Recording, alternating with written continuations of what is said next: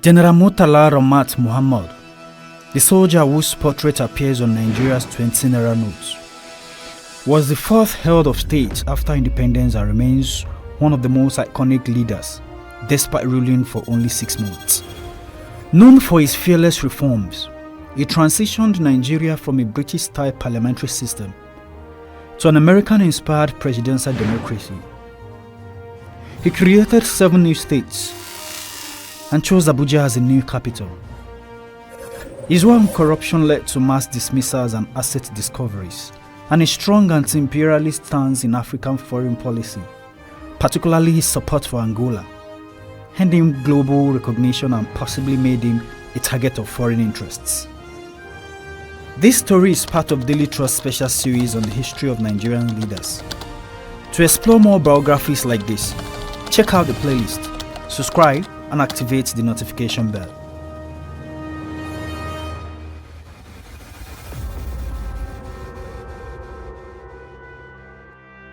Murtala was born on November 8, 1938, in the Kura area of Kano. His father, Muhammad Rizikwa, hailed from Ginawa clan, known for their roles as Islamic judges after the Sokoto Jihad. He began his Western education at home, completed elementary school at Gidan Makama, and moved on to Kano Middle School in 1949. He later attended Government College Zaria, originally Katsina College, which was later relocated to Kaduna and then Zaria, then renamed Barewa College.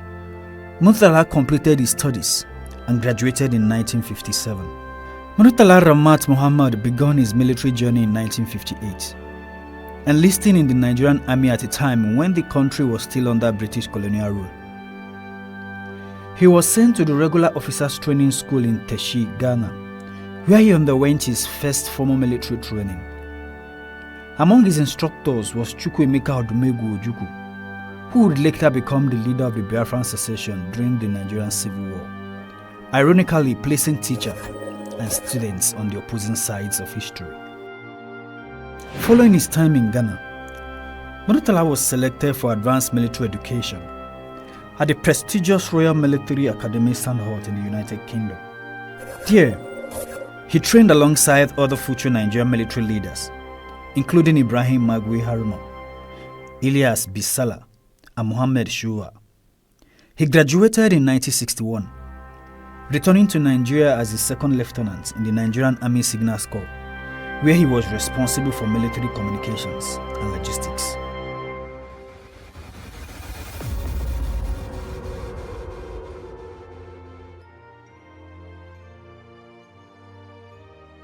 In 1962, Murtala was deployed as part of Nigeria's contingent to the United Nations peacekeeping mission in the Democratic Republic of Congo. This mission was critical during a time of intense political instability and rebellion in the Congo. His role involved managing communication logistics and helping maintain peace and order in a volatile region, an experience that exposed him to the realities of international military cooperation and crisis response. After his Congo service, Murtala was appointed aide-de-camp to Dr. Moses Majekodumi, the administrator of the Western region of Nigeria, during the political emergency of 1962, when the federal government imposed emergency rule following violent political turmoil. This role gave him an insider's perspective on governance and crisis management at the federal level. In 1963, he returned to the UK for specialized training at the School of Signals, further enhancing his expertise in military communications. This laid the foundation for his future leadership in the Army's technical divisions. Upon his return, he rose to the rank of Major and was assigned the commands of a signals unit within the Army.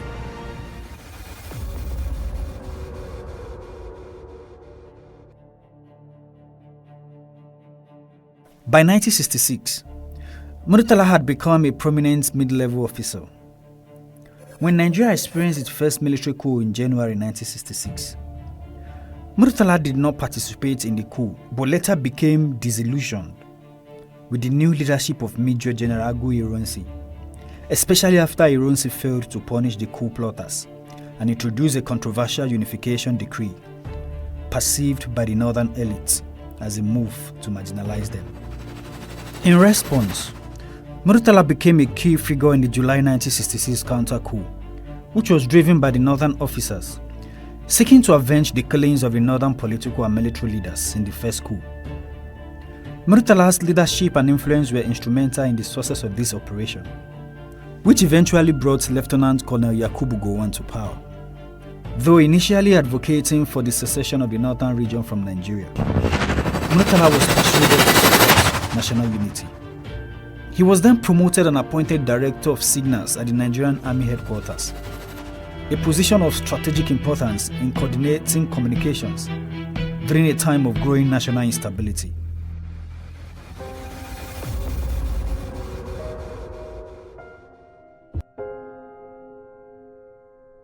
With the outbreak of the Nigerian Civil War in July 1967, Murtala was appointed commander of the 2nd Division of the Nigerian Army, one of the key divisions responsible for suppressing the Biafran secession. He launched the Midwest Invasion campaign with the objective of cutting off Biafra's access to the West and Central Nigeria. Though the 2nd Division succeeded in reclaiming the Midwestern region from Biafran forces, the campaign was marked by brutal tactics. His troops faced accusations of civilian massacres, particularly of ethnic Igbo suspected of supporting Biafra. One of the most controversial incidents occurred in Onitsha, where Murtala ordered repeated direct assaults across the River Niger against strategic military advice. These operations failed initially and caused heavy casualties, but eventually led to the capture of the city after he changed tactics. His leadership style, which was bold, aggressive and often impatient, earned him both admiration and criticism. Subordinates describe him as daring and fearless, though sometimes impulsive. He was eventually recalled to Lagos in March 1969 and reassigned to administrative roles, where he was promoted to the rank of colonel and later brigadier in 1971.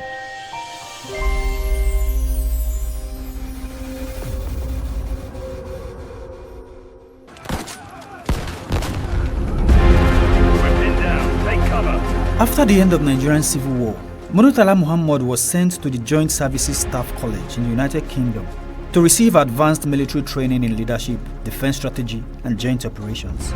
This elite course was reserved for senior military officers, being groomed for high command, and it further refined Murtala's already sharp instincts as a leader.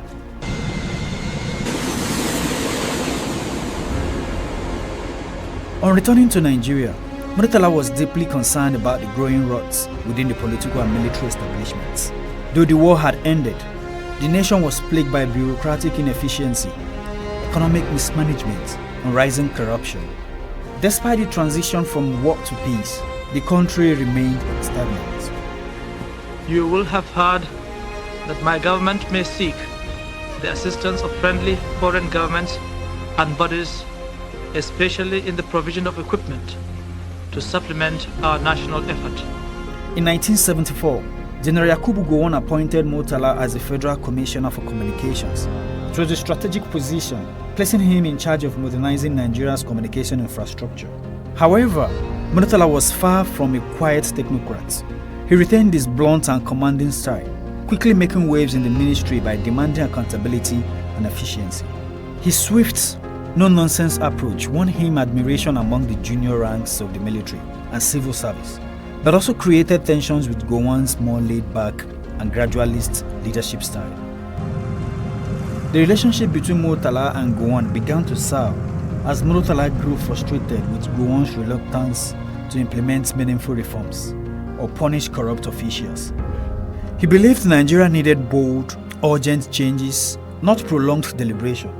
This impatience only deepened in October 1974, when General Gowon publicly announced that the military would no longer hand over power to civilian rule in 1976, a reversal of an earlier promise that had raised hopes of a democratic transition. These announcements stunned many within the armed forces. For Murtala and a growing number of younger officers, it signaled a dangerous drift into military authoritarianism. They feared Nigeria was headed for permanent military rule under a complacent leadership class growing fat on oil revenues and corruption. The growing discontent culminated in a bloodless coup on July 29, 1975, carefully planned by mid-ranking officers, including Colonel Joseph Garba, who announced Gowon's removal via a national broadcast. At the time, Gowon was attending an Organization of African Unity summit in Kampala, Uganda, and was caught completely off guard. His absence made transition smoother. Interestingly, Murtala was not the original initiator of the coup. Initially, he expressed reluctance to take power, citing the trauma of past bloodshed and his own desire to step back from frontline leadership. According to eyewitness accounts, when officers approached him under a tree at his residence in Ikoyi, Lagos, he was quietly listening to a Quran recitation on cassette and reading the Mus'haf. He told them he was tired of bloodshed, but gave them his moral support and promised to protect them if the coup failed. However, as the coup succeeded, the plotters realized they needed a charismatic, respected figure to lead the new government. Someone who commanded loyalty and inspired confidence. That man was Murtala. Faced with military's overwhelming support and the urgency of national rescue, Murtala finally accepted the position. On July 30, 1975, at just 37 years old, he became Nigeria's new head of state and commander-in-chief of the armed forces. It marked the beginning of a short but revolutionary administration that would leave a prominent imprint on Nigeria's political history.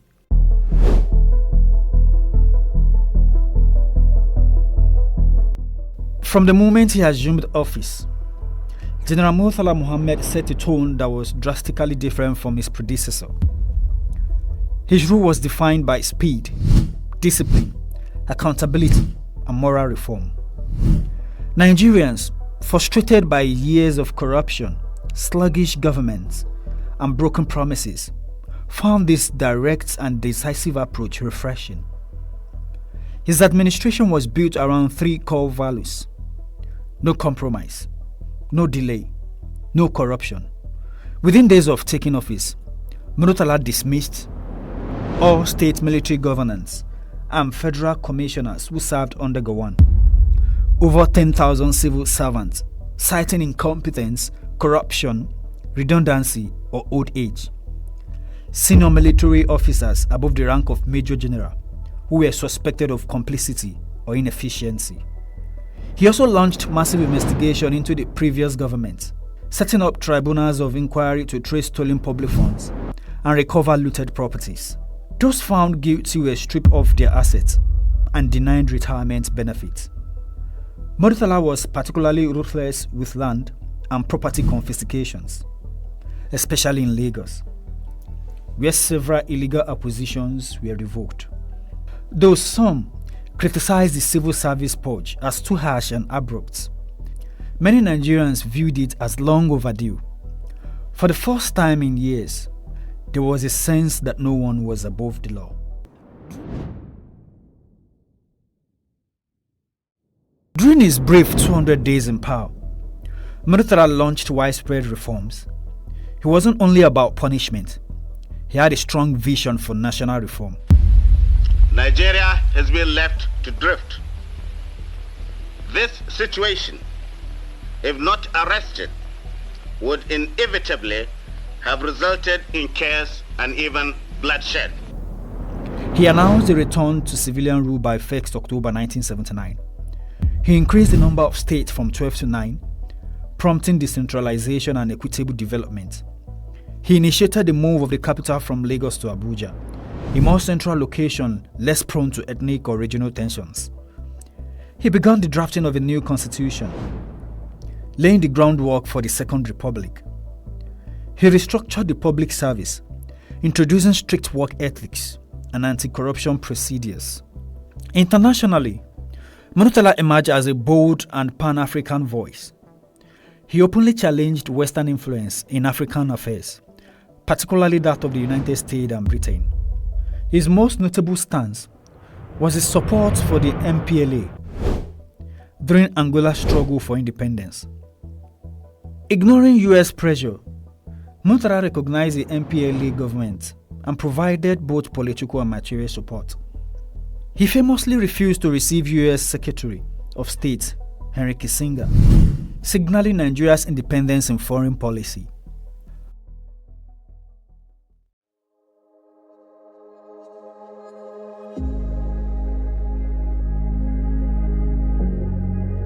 On the morning of Friday, February 13, 1976, tragedy struck Nigeria in a manner that shook the nation to its core. General Murtala Muhammad, the charismatic and reform-driven head of state, was assassinated in Lagos in the prime of his leadership during a failed coup d'etat orchestrated by Lieutenant Colonel Buka Sakadimka and a small group of discontented soldiers.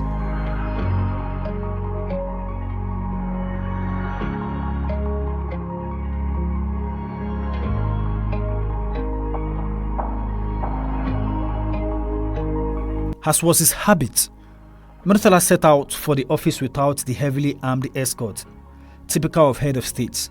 Known for his austere lifestyle, simplicity and confidence in his people, he preferred to travel with minimal security, a decision that would ultimately cost him his life.